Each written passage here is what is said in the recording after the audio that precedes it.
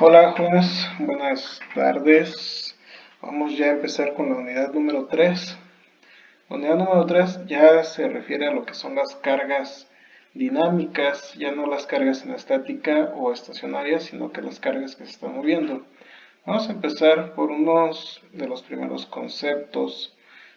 Bueno, más bien dicho, vamos a llegar al concepto de corriente eléctrica, ¿sale? Vamos a estudiar, vamos a estudiar el movimiento de las cargas en un sistema al que nosotros le vamos a llamar circuito, ¿sale? ¿Qué es un circuito? El circuito o un circuito viene de la palabra círculo, ¿sí? Esa palabra círculo significa pues, precisamente lo que ya conocemos, una figura geométrica, en este caso, que está formada por algunos elementos, llámese una batería, este símbolo es una batería, un foco, digamos un foco de 10 watts, y por aquí digamos que tenemos un interruptor, ¿sale? Ese interruptor en algún momento se va a cerrar. Vamos a determinar que este es un polo positivo y este es un polo negativo de la batería. En el momento en que yo cierro este interruptor, digo que el circuito se cierra, ¿sí? El circuito está cerrado y entonces las cargas van a empezar a fluir a través de ese circuito por los medios conductores, ¿sí? Cables, alambres, lo que sea que pueda transportar las cargas eléctricas, ¿sí? Cuando el circuito se cierra, entonces vamos a tener una corriente, un flujo de electrones circulando por el circuito, y haciendo funcionar o haciendo encender este foco, ¿verdad? Ahí decimos que ya tenemos el circuito cerrado. Entonces, imaginen ustedes el fenómeno de todos los electrones o todas las cargas pasando a través de estos elementos eléctricos y ejecutando un trabajo que a fin de cuentas pues para nosotros va a ser de utilidad, como en este caso si prende una lámpara, un LED, pues nos estaría dando calor, estaría dando luz, ¿verdad? El término de circuito corto, nosotros le llamamos cortocircuito, ¿verdad? Cortocircuito. En inglés es short circuit. Y de hecho, pues de ahí viene que nosotros le digamos cortocircuito porque pues ya ven que nuestras influencias gringas siempre son más importantes. Pero el término correcto es circuito corto. ¿Qué quiere decir un circuito corto? Cuando yo cruzo sin ponerle aquí ningún tipo de trabajo, ningún tipo de elemento que gaste la energía potencial de las cargas, cuando yo lo pongo directamente así, cerrado, ¿sí?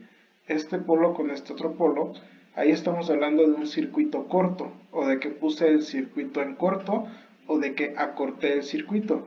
La consecuencia de hacer esto es un movimiento de cargas bastante brusco que va a provocar pues algún daño. ¿Por qué? Porque las cargas salen endemoniadamente rápido y cruzan de un polo a otro sin realizar ningún trabajo, ¿sale? De hecho, en algunos libros ustedes encontrarán como la diferencia de un circuito corto o de un cortocircuito como una corriente que tiende a infinito, de tal manera que cuando ponemos en circuito corto estas dos terminales, la corriente tiende a aumentar de manera súbita, ¿sí? En un lapso muy corto de tiempo y aumenta hasta sus niveles más altos que puede alcanzar y por último baja, ¿sale? Entonces, pues bueno, hasta ahorita noten ustedes que ya llevamos algunas definiciones interesantes. Ahora, dentro de un conductor, vamos a dibujarlo aquí más o menos. No me gustó cómo me quedó ahí, ¿verdad? Se quedó medio feo. Dentro de un conductor, pues el movimiento de las cargas no es organizado, no es sistemático. En realidad el movimiento de las cargas dentro de un conductor es bastante errático, ¿sí? Todas las cargas se van moviendo de una manera bastante errática, pues sí, o sea, en realidad no tienen un orden, ¿sale? No tienen un orden como el flujo de agua que va en una sola dirección, pero la corriente en sí, después vamos a hablar de valores eficaces, la corriente eficaz que en realidad circula a través de ese conductor sí tiene una dirección y por lo tanto nosotros para efectos prácticos, determinamos que la dirección de la corriente es la dirección de todo el flujo de electrones en general.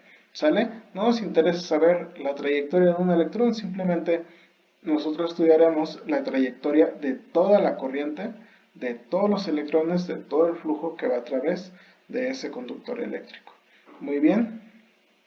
Ok, pues bueno, vamos a ver entonces, en este caso la definición de corriente. Otra cosa que se me pasaba, fíjense que hemos determinado por conveniencia los polos positivos y negativos, ¿verdad? Y nosotros siempre hemos pensado, ¿sí? O de alguna manera siempre hemos creído que la corriente va de positivo a negativo, de tal manera que siempre estamos cuidando, ¿verdad? El polo positivo porque es donde se encuentra la carga, donde se encuentra o desde donde sale la corriente para cerrar o para ir en el sentido hacia negativo, ¿verdad?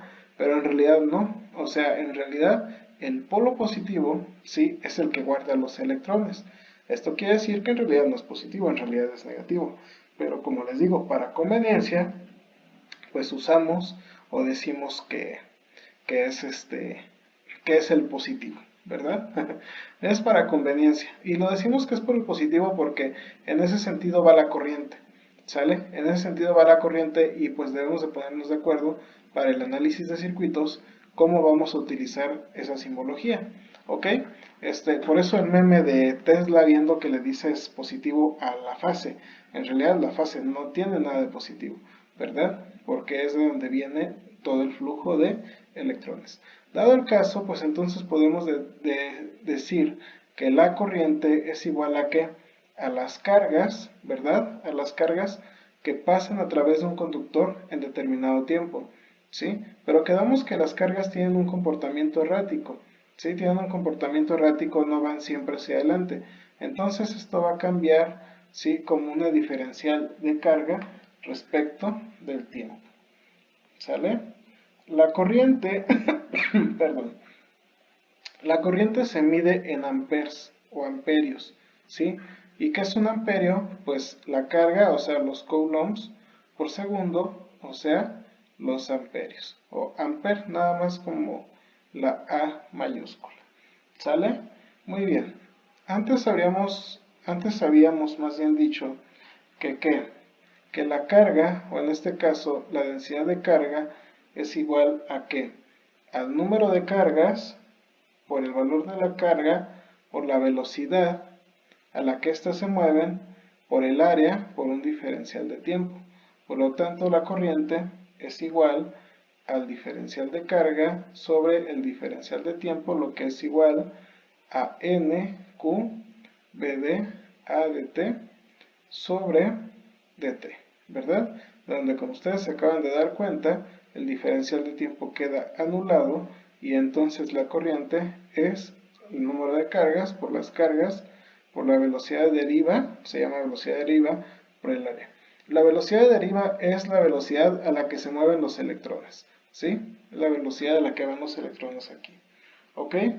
Y pues bueno, otro concepto es la corriente por unidad de área, determinada como J, va a ser igual a la corriente por área, y esto pues es igual a NQ BD por A, y si lo divido entre A, pues esto va a ser igual a NQ BD, ¿verdad?